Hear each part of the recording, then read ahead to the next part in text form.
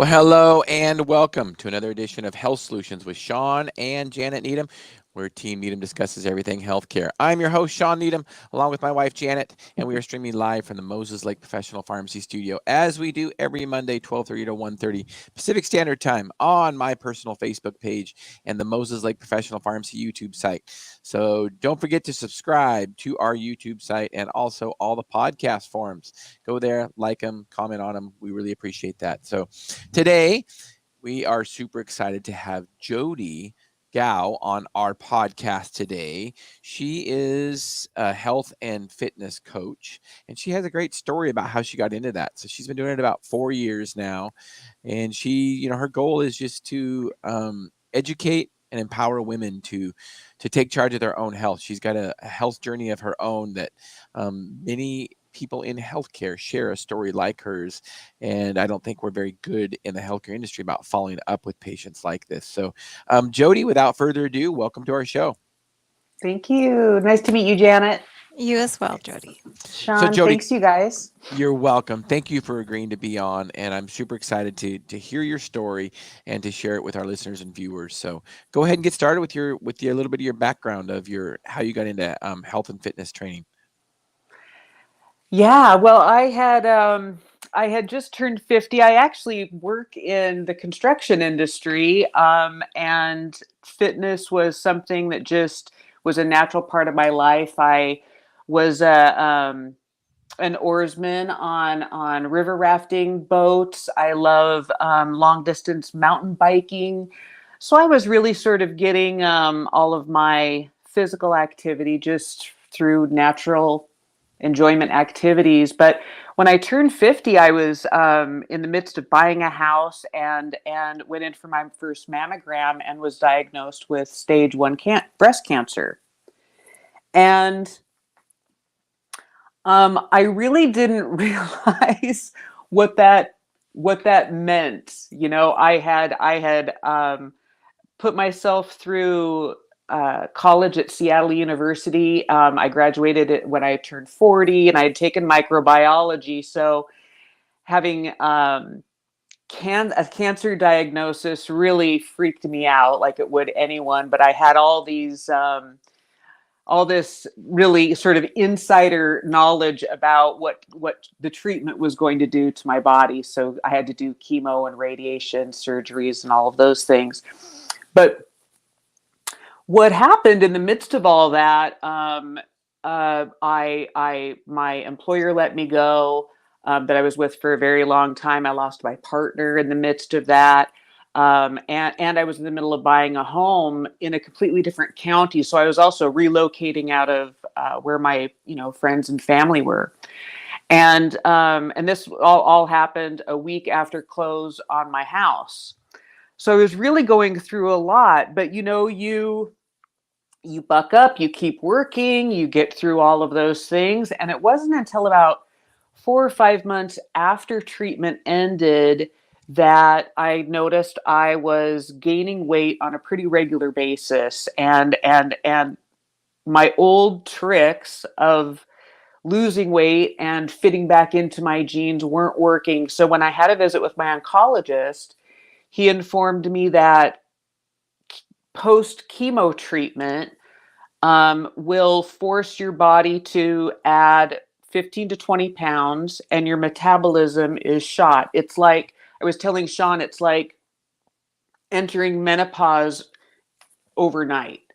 You're just hit with it really hard. And all of the things that cancer tends to strip away from our lives. And it's very common to lose relationships, employment, and all of those things in your fight, in your cancer fight. But as a woman, when you are told you're also going to gain 20 pounds, that's it. That's the straw that Right. tips you over the edge. So about 2018 and 19, I really started working on how to reset my health. And in doing that, I started doing a ton of research in the diet and fitness industry and really found even as much as I knew about how bodies work, I was really frustrated having to sift through all of the misinformation and bolstering of untruths, and finding that back to basics, core street level approach to health and wellness and diet. Janet, what kind of questions do you have for Jody? So, Jody, I'm assuming that that's what put you on the journey for what you do now. So, let's jump into that. It is, yeah. Excalibur Wellness was born out of all that. Actually, Excalibur stands for the notion that um, Excalibur is what we referred to my chemo treatment as. I was scared and worried, and my sister said, let's give it a name. Let's call it Excalibur. So then post treatment, the post treatment trauma that you go through is actually really under um, it's under supported. There's a lot of struggle with cancer survivors who, you ring the bell and then they walk you out. And it's sort of like, but now what? My whole life has been decimated. What do I do? And so I was using Excalibur 2 then as a metaphor for how to reclaim my power and reclaim my life, reclaim my health. Um, and it can apply to women who haven't gone through those kinds of losses. But as women, we do tend to give our very best and all to our partners, our kids, our parents, our siblings. And so Excalibur is sort of a metaphor for taking back just a little slice of self-care and self-love that we need. And Excalibur isn't just about hitting the mat and making sure you're getting your protein. It's also really has to do with a mind, body, and spirit approach. And I'm reluctant to even bring that up sometimes on my website because it's such a trendy thing to discuss. But what I learned over the last several years is that you can really approach it from a street level. When we talk about mind, body, and spirit, you don't have to be up in the ether. And it's really not all, sparkly and divine. Mhm. There really are simple approaches to busting through some of the blockages that prevent us from even moving forward in our health journey. And I know that a lot of women deal with that. So, Well, I think you yeah, so I'm touched on excited to help them. Yeah, I think you touched on a real important point that our beliefs really make a difference as what our outcomes can be. And in our industry, we talk about a thing called placebo effect. And really, if you think about it, it's really if you believe in an outcome or have faith, for example, like your doctor, do you believe in what your doctor is telling you? Do you have faith in their knowledge? And then usually your outcome's better. And I think that has to do a lot with how our brains work. It's if we believe that we're going to get better, or if we believe that we can achieve something, then obviously we're going to find steps to get to that. So that's a really important, I think, point in health. And like you say, it's not like we're going to some special place. It's just where our brain takes us on that journey of achieving our health journey and goals. For sure. Yeah, absolutely. Really, really having that intention and understanding of, yeah.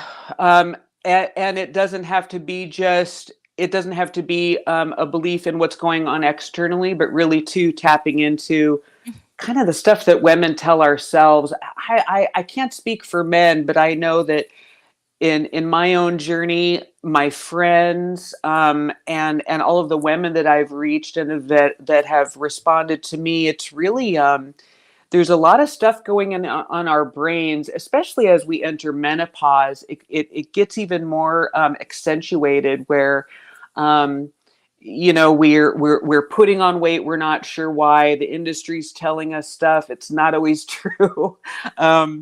And irritability, lack of sleep, night sweats, depression, sadness, aches and pains. And all of a sudden, just when we're really starting to come into this part of our lives that's supposed to be great, right? We raised the kids, they're off on their own. And now all of a sudden our bodies are sort of turning on us.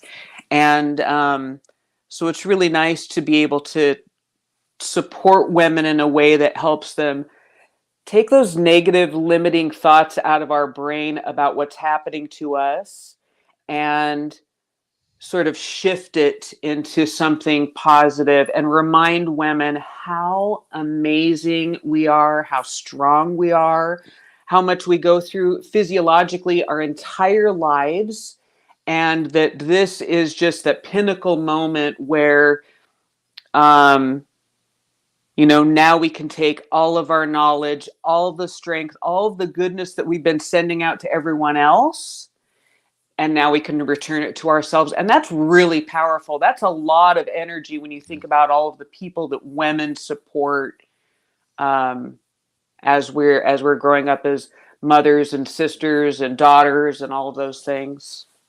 So what's the first thing when a woman signs up? What's the first thing you go over them with? I know it's probably very, very personal and specific to each individual, but what's the first thing you like to address? What I like to do, first of all, is talk to them about, I get to know them just a little bit personally, what their work is, what their sort of things they enjoy doing, just personally, what their hobbies are. But then we get into food.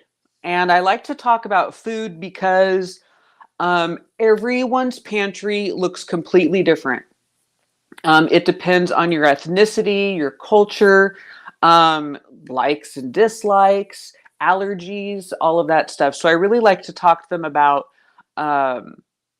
where they're at in their food journey. And a lot of women are, tired of eating shakes.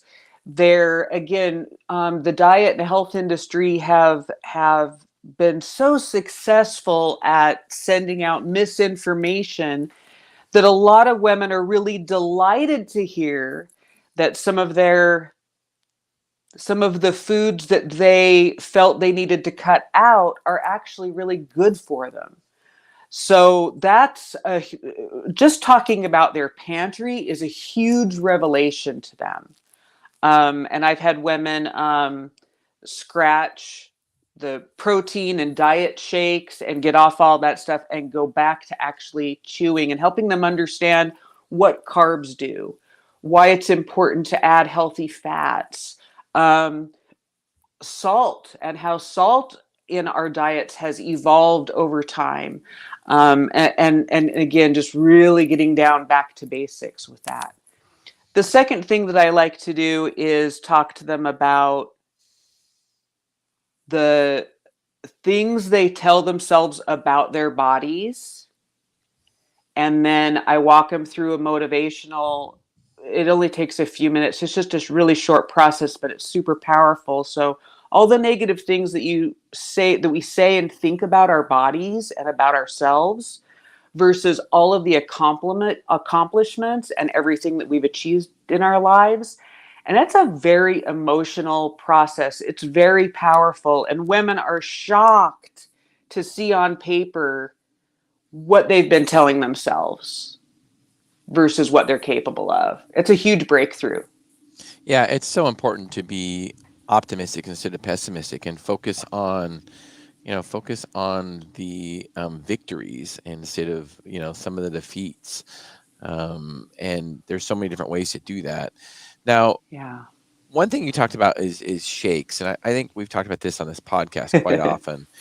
And, I've even got good friends that drink a shake a day and it works for them. And it does work for some people. But yeah, You know, I mean, the only time I drink one of a shake is when I am like depleted of calories, and because I've had a super long bike ride, a 5 hour, 6 hour bike ride, and I'm depleted of calories, and I need to pack as many calories as I can into 16 ounces, and Right.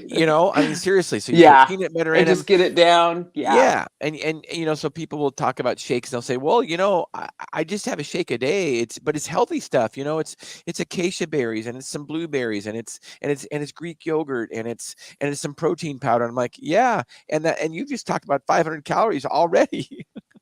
Right.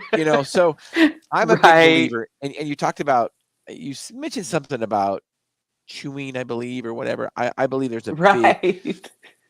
we get Yeah. satisfied by chewing our food, and it's really easy if you're drinking our calories, and not just in shakes, but obviously in soda pop and in beer or wine. It's easy to overdrink our calories. It's a lot more difficult to Yeah. overeat, especially real food. Even the sports drinks are surprisingly loaded. I mean, unless you're an Olympic athlete, you really don't need that stuff. It's just sort of Yep. sabotaging you a little bit. And I think that some of the shakes, you're right, Shawn, absolutely. I mean, I've definitely done that before where I've gone through a little period where, um, I just want to sort of reset my nutrition a little bit. And I'll get shakes and have those for a couple of weeks once a day. But it's really just to kind of reset myself. I think there are some diets out there, though, that really shake is the main part of the diet. And Yeah. then you get Right. like something little to chew at the end of the night or something. So that's Yeah. sort of more what I was referring. Yeah. Yeah. Absolutely. And I mean, the only time I have any caloric kind of drink is usually um, post long bike rides, because you just don't. You can over drink calories so easily, and Yeah. e- even if you are an athlete, I've found that in myself is that I can still before, those calories can add up even if you're burning a lot of them. For sure. Yeah, for So sure. tell us about some of the fitness things that you do for women, Jody. Great. Okay. So one of the things that I did Did we lose was your audio, Jody? I'm still here. Are you still here? Okay, you're Can back. you? So tell us about some of the fitness things that you do for women. What I love about all of the research going through the lockdown gave me a ton of time to I can really hear you. Yep. fine tune. Okay, good. To really fine tune uh, how women can exercise. It's low impact with light hand weights. You can build up over time and do more, but again, it's not just the nutrition that's back to basics, it's the exercise that's back to basics. I can't tell you how many women I've run into who say, I don't want to run, jog, I don't want to do any hopping, skipping, or Yeah. jumping. And women have sort of reasons for that that are personal, right? So, just low impact with a little cardio and light hand weights. And what I've done for clients is I have uh, over a list of over 60 exercises that provide exactly that, including like 8 different exercises that are focused on abs and core that don't force you to kind of have that neck strain. I know some people won't, they'll just turn the whole workout away because of one thing. Yeah. So what I'm trying to do at Excalibur is really make it easy for you to just step onto your mat and get to work. And then this workout guide also allows them to sort of keep track of. So what I do during our first workout is we spend about 45 minutes doing just a couple reps of each one of those exercises together. And then women can actually see and keep track in this guide of what they were able to do. And then what they kind of struggled with, but it won't take very long for them to be able to do it, to add it to their routine. And then there's more places for them to keep notes, but really for them to be intentional and have see for themselves, with me just guiding them through it, what you actually are capable of more than you think you are. And um, sometimes we block that in that limiting of belief. Well, I think one thing about exercise, or anything for that matter, is consistency. And I know some people, when you're starting from nothing, something is better than nothing. But some people will say, well, light weights and, moderate intensity cardio is just not going to do a lot. Well, it's going to do a lot to somebody that never even started. So Right. I think sometimes with Right. exercise, we can scare people away when we go to really intense or really long exercises right away, because then they just don't do Yeah. them. So consistency of something that you can do regularly is what's important. For sure. Yeah.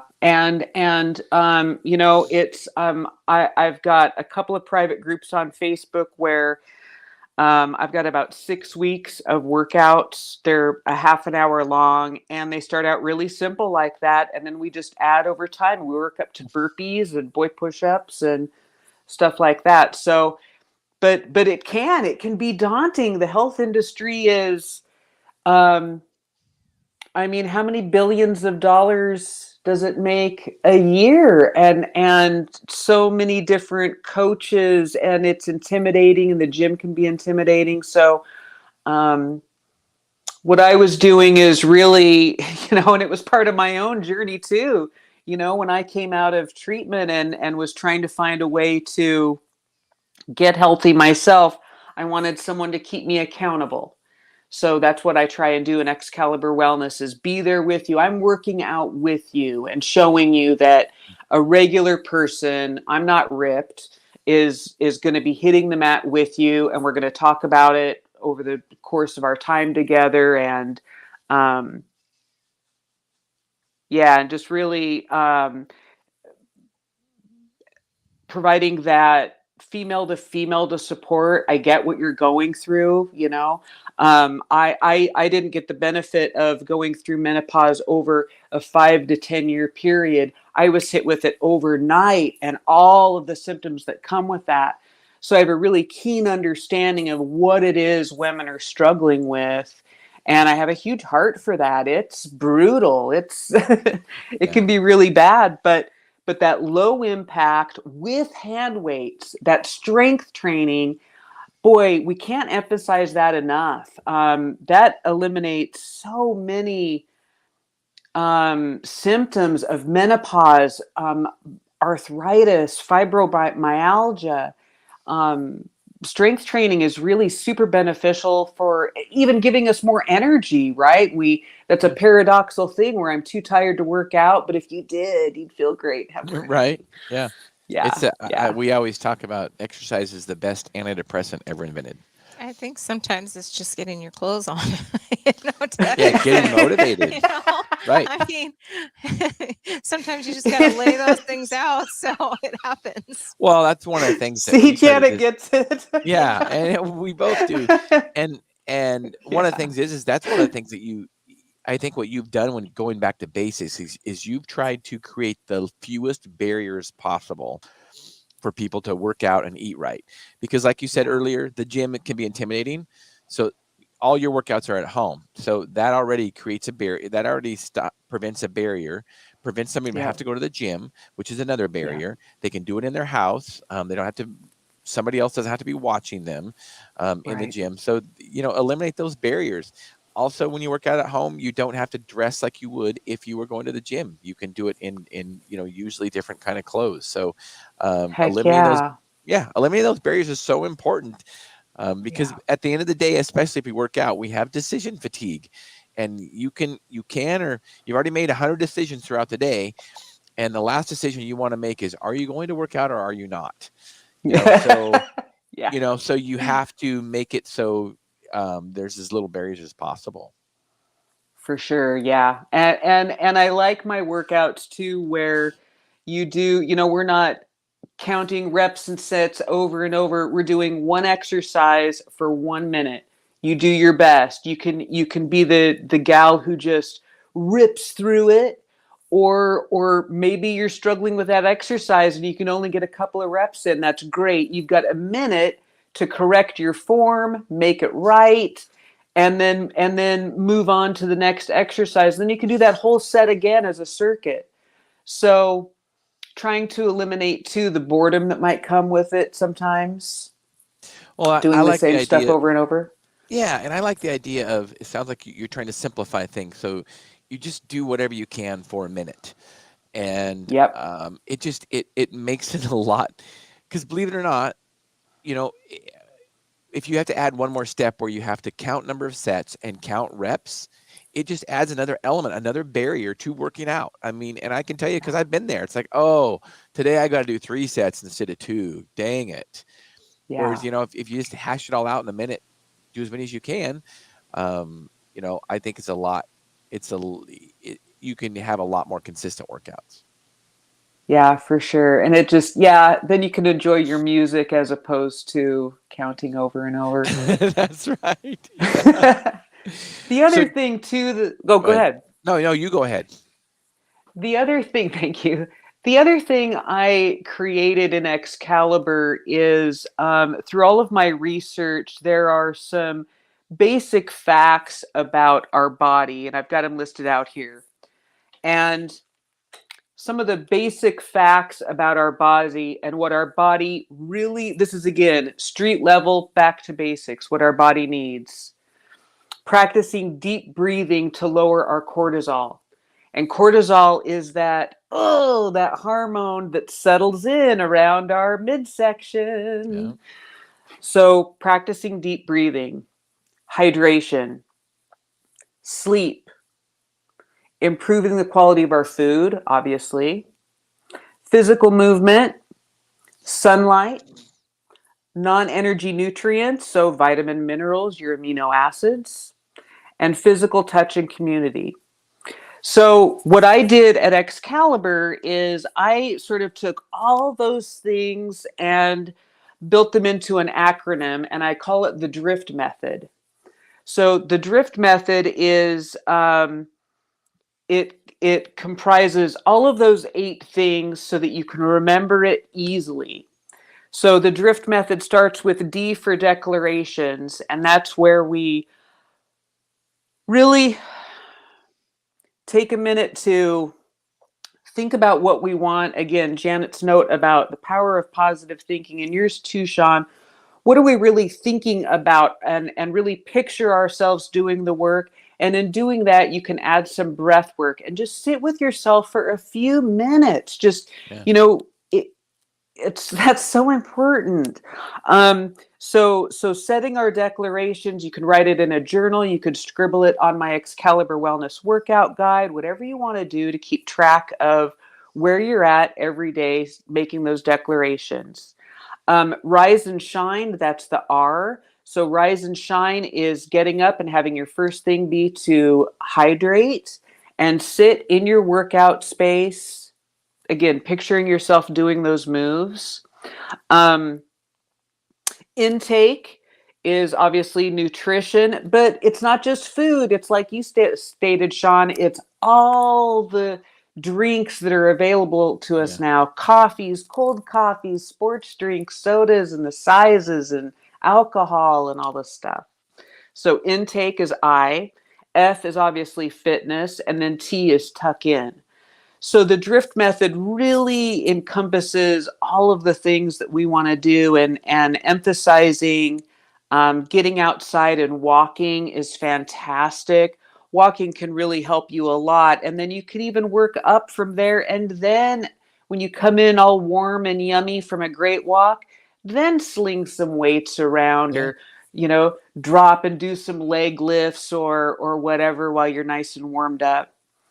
But I like the drift method because it encapsulates everything that we need into one easy to remember word and format. Yeah, Yeah, I like very. that. I never heard that. Quickly, go through that again. What drift means. The drift method, it encapsulates all of the necessary physical aspects of healthy living. So it's D for declarations. R for rise and shine, which is setting our intention and hydrating. I for intake, which includes food and drink. F is for fitness, and T is for tucking in. I So love it. that sleep schedule is so Yeah. important too. It's amazing. We sleep with the TV on, with our phones next to us, and all of that. And some experts even talk about, we've got these phones. Everyone has these great phones, right? Change your alarm to something beautiful as opposed to something really sort of annoying Yeah. Right. and awful. And I've even got a series of videos in one of my private groups where I talk about, if you don't like the gym and that's holding you back, carve out a space in your home where your mat is always laid out and your little hand weights are always right there. Yep. Um, Spend a day on a weekend, especially in this crappy weather. Spend a day on the weekend, really clearing out your room, getting yourself organized, and it could take a couple of weeks even while you're really trying to establish space, um, and clarity, writing down, in your declarations, which is D in the drift method, really writing down, what do you want? Are you trying to get fit and tone? Are you trying to lose weight? How much? Um, are you just trying to keep flexible? Are you already in great shape, but you just want to join with a group or stop going to the gym? You want to have more time on your hands? Whatever it is, write those things down so that you can see on paper. Writing things down just makes a huge difference, and it's a mental trick too for remembering what you want. And there's so much going on in our lives in the world today. It's really important to get it on paper. Can't emphasize that enough. I agree. Yeah. If you don't write it down, it's just a dream. It's not a goal. Yeah. Yeah. And so it's important to write our goals down, or what our expectations are. So for sure. So Jody, thank you so much for being on our podcast today. As we wind this podcast up, what is the best way to get a hold of you? The best way to find me is on Facebook, Excalibur Wellness. I do have a public page, and that is Jody Gough. My email is jodygough@hotmail.com.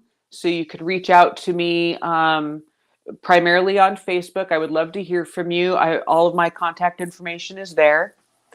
And I'd love to hear from you. Excalibur Wellness has reached over 30,000 women, and around the world. I talk to women out of Australia, New Zealand, the UK, and I would love to hear from you if you just need to get started and really need help with motivation, and you want to start from scratch, and you want to put all the dieting stuff aside and just really have a new foundation and understanding for real health and back to basic stuff.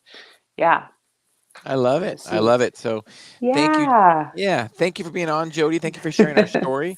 I think you've really helped achieve our goal of educating and empowering people to take charge of their own health. So I appreciate you being on. Thank you so much. Thank you. Thanks for finding me, Shawn. I appreciate it.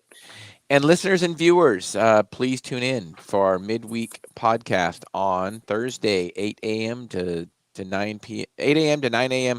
Pacific Standard Time. Right here again, we will have Dr. Courtney Sanfelice. She's a pharmacist, and we've had her on a couple times already. She's going to be talking about the benefits of L-glutathione.